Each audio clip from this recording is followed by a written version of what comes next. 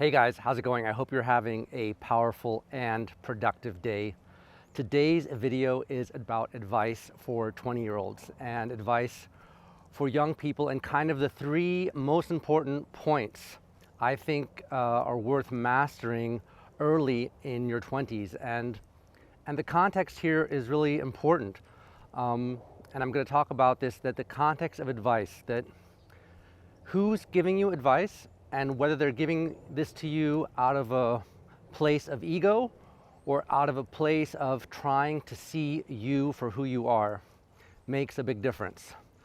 So maybe let's roll back a bit. I'll tell you a little bit of my story. So when I was in my 20s, I was super excited to go out and explore the world and do cool stuff. I was working in the computer industry. The business was really exciting at that point in time. I loved the work I was doing. The people I was working with were really impressive.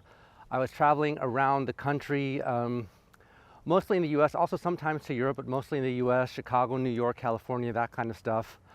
In my teens, I had done a lot of truck driving, and so I'd been all over the country, from Florida to Texas to California to Chicago and Oklahoma and points in between. So I kind of had this travel bug.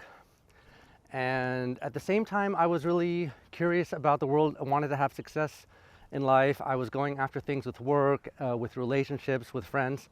And in hindsight, I was probably tackling too much at the same time.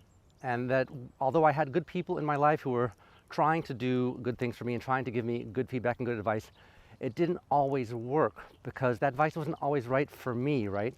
So that's one of the points we're going to talk about today, is making sure that the advice you're getting is actually right for you, and how to do that, how to figure that out.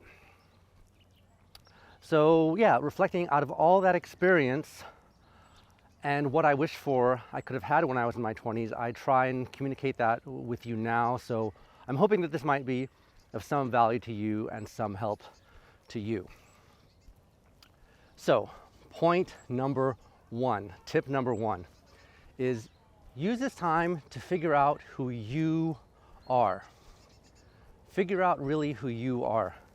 And I know you've heard the point that, people are different, and maybe it's a little bit cliche. But when you really understand it at its core, when you really feel it deep inside you, you start to really see and feel that people are really different. People are so different that it may shock you at first when you come to this realization.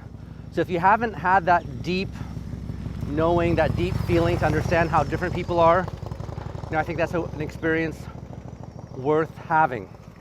And figuring out, who are you exactly? What are the properties of your personality?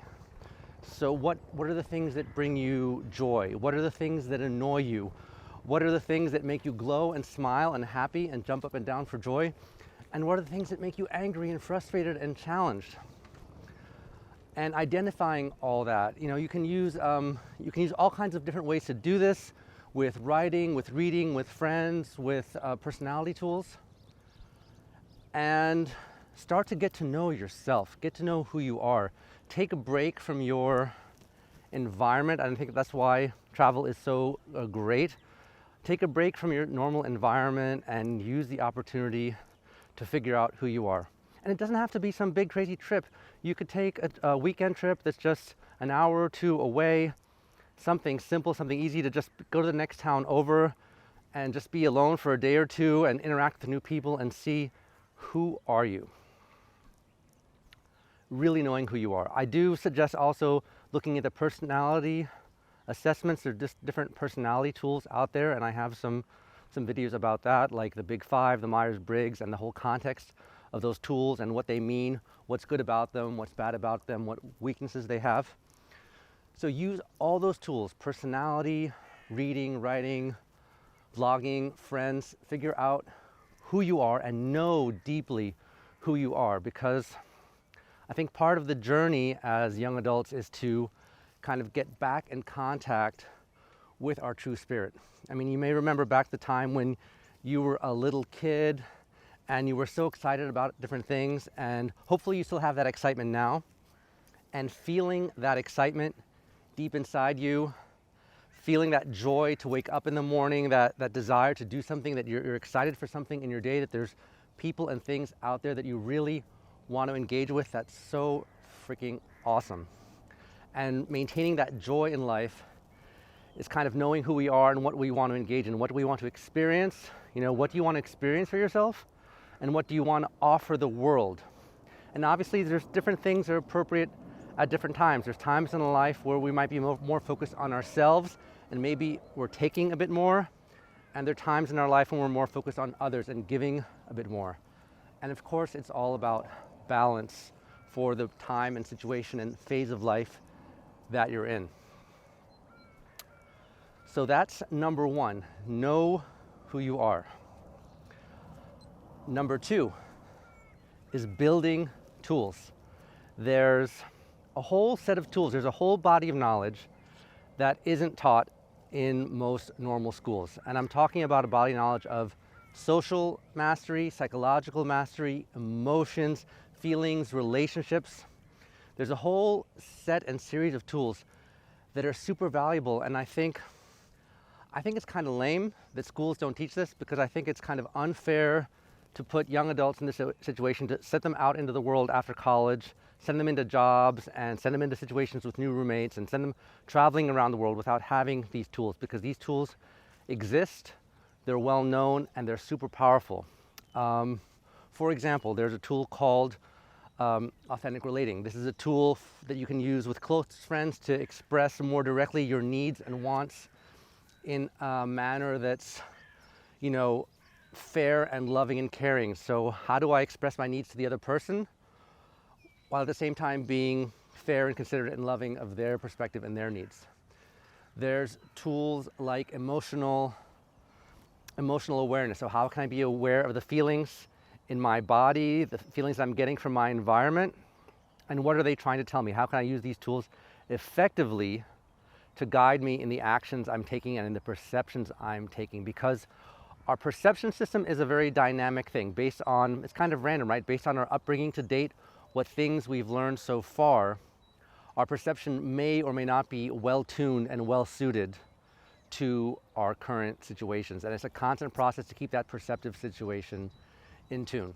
There's other tools that are important, like tools of business communication, tools of social mastery, being good in groups. For example, do you know the dynamic when you're socially by yourself, when you're socially with one other person, or socially in a group of people? Kind of like when you're by yourself, right? When I'm by myself, I'm just there to take care of me, right? I'm there to take care of me and take care of the situation around me and make sure that I'm in touch with myself, like first thing in the morning, checking in with myself, how have I slept, how I've eaten, what I want to do with my morning, following my standard morning routine, or is there something special that's necessary?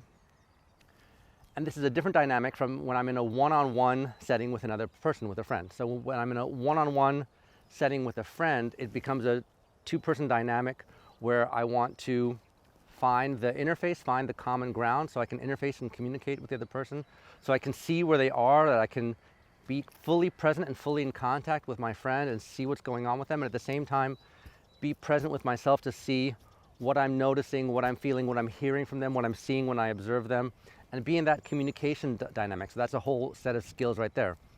And then that's completely different from the group dynamic. In the group dynamic, I'm looking to be a member of the team, to support that team, and that completely changes. That's very different from the two-person construct or when I'm by myself.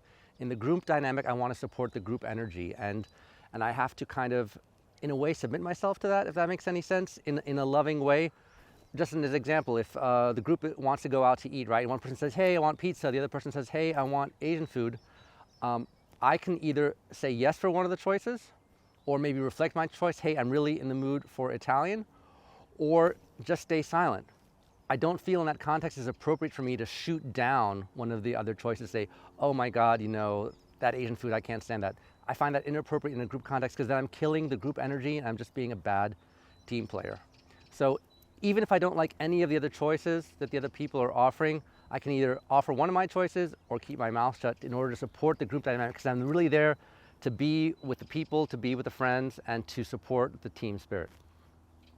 So that's some of the tools about kind of personality and dynamics. And my third tip for you is advice. I'm going to give you advice about advice, and that may sound silly and complicated, but if we go back to the first two tools, so the first two tips, so number one was knowing who you are, like really knowing who you are. And number two was getting all these tools about personality, emotions, relationships, all these life fundamental tools. When you've built these tools, then you can make sure that the advice, as much as possible, you can make sure that the advice that you're getting is appropriate for you, so that you can put that advice into context.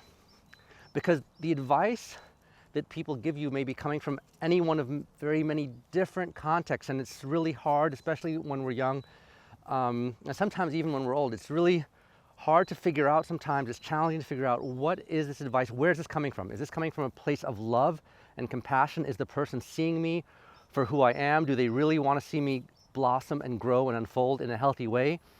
Or is this advice coming from ego? Are they trying to prove themselves to me? Are they trying to show off? Are they trying to convince me of something that's valid from their point of view, where they haven't even convinced themselves? And by trying to convince me, they're trying to convince themselves that they did something, they did the right thing with their life, or they did the right thing with the thing that they're trying to push onto you. So I really believe it's helpful to have awesome friends who really care about you, who really want to see you succeed. And it's helpful to have a good mentor or two who's really, they don't necessarily have to be a professional mentor, but someone who's really good at mentorship. You know, good mentoring is kind of a life skill that some people have and some people don't. And when you're getting advice from a mentor, just make sure that that advice is free of ego. You know, an example from my life, I had lots of friends and mentors who were kind of big into finances and money and real estate and that whole world. And it's a really cool world. And if you have the personality for it, that's fantastic. In hindsight, I now realize I didn't really have the personality for like the finance business, the real estate business.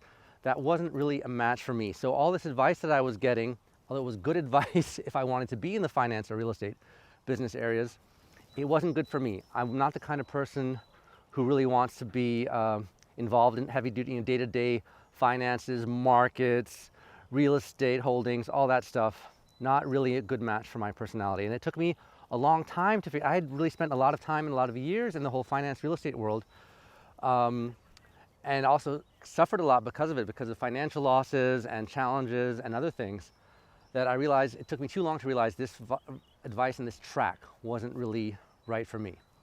So think about that carefully. Think if the advice that you're getting is a good match for your personality, and make sure that that mentor or that friend is expressing something in a way that's free of any ego and free of any trying to convince you to do something just because of their pulpit, right?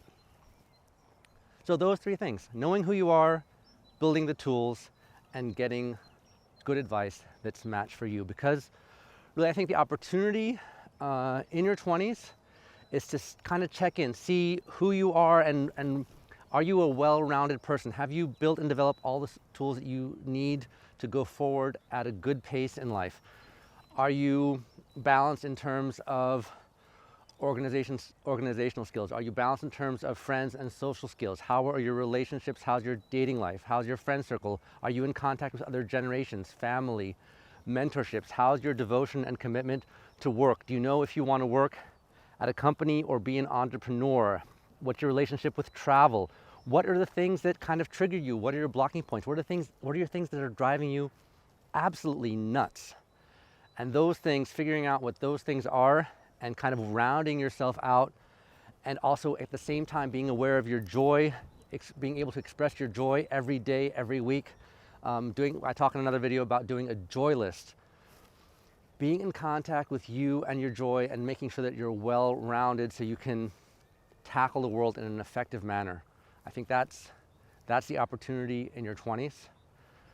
And yeah, I'm curious how things are going in your life. I'd love to hear from you. Share a story with me, share a comment with me. Tell me what's going on with you right now. What's your biggest challenge right now? Is there anything that you'd like us to do a video on? I'd be really happy to do a video for you. Just leave me an idea in the comment box below, and I'd be happy to shoot a video for you. And of course, you know it's coming. subscribe to the channel, turn on the bell icon, and I'd really love to hear back from you. So that's the video for today. I appreciate your listening and wish you a really powerful and productive week. Take care.